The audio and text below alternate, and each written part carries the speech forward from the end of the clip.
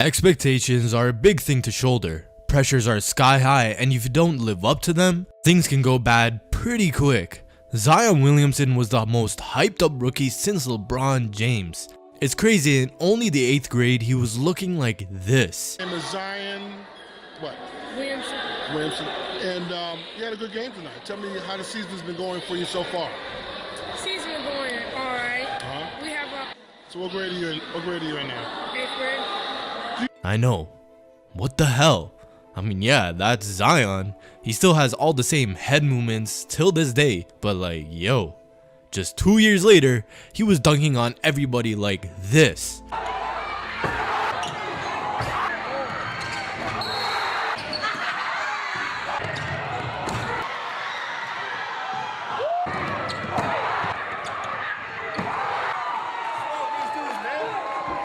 It's just not fair, man. It's crazy to think about. But he had all the expectations of being a generational superstar. And with him having such a flashy game, it's not so far-fetched to say he's been the most anticipated player to enter the NBA in recent history. And after being drafted #1 overall and basically his 3rd season in the league, he's lived up to all of them so quickly.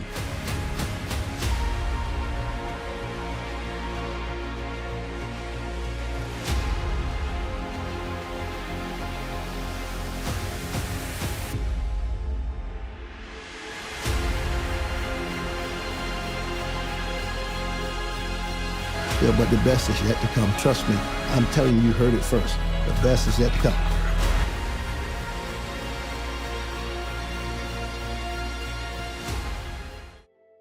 What's good, everybody? It is Handles, and Zion Williamson has shown that he's going to be a force and MVP level player for years to come. And over the last few games, Zion Williamson is showing all of us exactly what's to come in the future. Did y'all see what he did? That was a nasty dunk. And they back it up. It's over. Pels. No. Get it done. And on the... Some Suns players had a problem with it, but I mean, when Chris Paul does this just a few seconds before, the whole Suns team talking shit the whole game, and you're at home, by all means, throw that shit down. That was disgusting. But yeah, he can't really be compared to no one, because there hasn't ever been a player exactly like him. I mean, when you're bullying people like this on a regular basis. Zion Williamson put a shoulder into... There's only one body that ever starts to move, and it's never Zion's. He's bludgeoned. Punishing you. Donovan in the overtime. Zion accepts the punishment. Yeah, it's hard to really make a comparison. But I know, we like to talk about his strength. But Zion's footwork and touch around the rim is something we haven't seen before. Yeah, it's hard to really compare him to anyone of the past, especially when you're almost 300 pounds at 6'6", all while flying like Mike. You might be able to compare him with a modern version of Charles Barkley, both undersized power forwards, but their ability to get off the floor so quickly made them dominant forces in the paint, but with Zion to a much more serious extent. But even with all of their similarities, they both have a clear difference, and not just in their game. Definitely a lot of girth there, but it was a lot of flab. As strong as Barkley was, it was a lot of flab. Damn it, that's my man. I was my brother, but it was a lot of flab back then. Why do you just use the word flab? It was. Zion Williamson, I mean, you talk about a guy that's 280 and most of it's muscle. Zion has already shown he's a superstar in this league, and definitely going to be that guy in the future who we're all arguing deserves MVP. And this season, he's already averaging 25 points, 7 rebounds, and 4 assists per game. And over the course of this season, with the more minutes played and games under his belt, he's just gotten better and better. Let me show you how. This graph represents Zion's game score over the course of this season. If you don't know what a game score is, it is defined as a stat that attempts to give a total perspective on a player's statistical performance throughout an entire game. This means it looks at both offensive and defensive performance and everything in between. It takes every stat found in the box score. Clearly, as the season goes along, Zion's production in games has improved drastically. Coming off that foot injury is gonna take him a little time to fully adjust, and he's already almost there. And we are almost at the Zion era. What's crazier about this all is he's only 22 years old and already breaking all sorts of records. So undoubtedly, he's going to get much better as his career goes on. So if he's already doing this now, you can expect even more records being broken by him. Like just 2 seasons ago, when he wasn't injured, he was the only player to ever average 27 points on better than 60% from the field.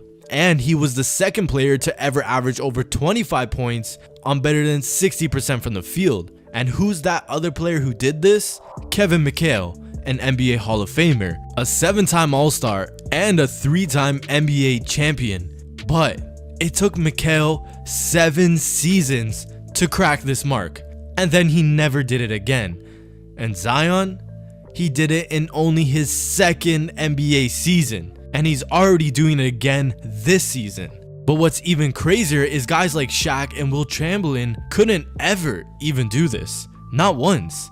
It really just shows that Zion is really in a league of his own. He's truly a generational talent. Now, if you don't think that's impressive, or if you think it's a cherry pick stat, if we dropped it to having 24 points on better than 59% from the field, the group who did this becomes Kevin McHale, Charles Barkley, Kareem Abdul-Jabbar, Shaquille O'Neal, Will Chamberlain, and Zion Williamson. That list of names just shows how impressive this feat is in only his 2nd NBA season, and again this season. It really makes you wonder, on the Pelicans, why are players not named Zion even allowed to shoot the ball? Well, I guess it helps get his rebound numbers up. But taking a look at his shot chart, Zion only ever even attempts shots right near the basket. If he's seriously doing all this now, only scoring in one area, it's seriously scary to imagine what he's going to be doing when he starts developing his jumper as the years go by. Maybe one of the most dominant players to have ever played the game. Only time will tell. And with him living up to all the hype and Stephen A. Smith still being pissed about the Knicks not getting him. Hey Barrett, Darius Garland, this ain't the day. Right. It was Zion or nothing. Correct. No. And that is what New Yorkers are going through. We are all discussing. It seems as though all the hype about him has gone down. It's strange, from being one of the most hyped prospects in recent history to basically being underrated. Zion was a name the media had to mention every other sentence. Maybe it's because all the media talk outside from basketball has taken away from him, or it could be that he's in a small market. And of course, it doesn't help that Zion once said that other than New Orleans, New York is his favorite place to play. I'm glad you asked that, actually. I mean, New York is the mecca of basketball. I love playing here. When I played here in college, and this is my first time playing here in the pros, and I mean, this atmosphere, you know, whether they're cheering for you, whether they're booing for you, it's amazing. Honestly, I think outside of New Orleans, obviously, I think this might be my favorite place to play outside of New Orleans. I can't even lie to you. I can't lie to you. New York and Zion? Not surprised the media had a wet dream, and that one statement made headlines everywhere. Yeah, everywhere. Even this was a headline. Yes, this is actually an article entirely talking about when Zion one day leads the Knicks to glory, even telling reporters to ask him every game whether or not he wants to play in New York. Yep, so I guess every Pelican fan should pack their bag cause Zion don't play for them anymore apparently.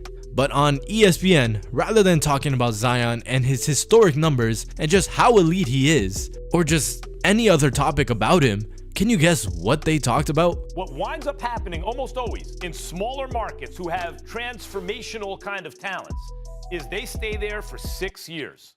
Of course Knicks fans should be excited. If Zion Williamson is healthy after 6 seasons in New Orleans, and I'm a Knicks fan, I'm thinking, ooh, we got a real chance to trade for him heading into that year 7. And being the monster that he is, being the human highlight reel that he is, I think about Madison Square Garden and what if he were there.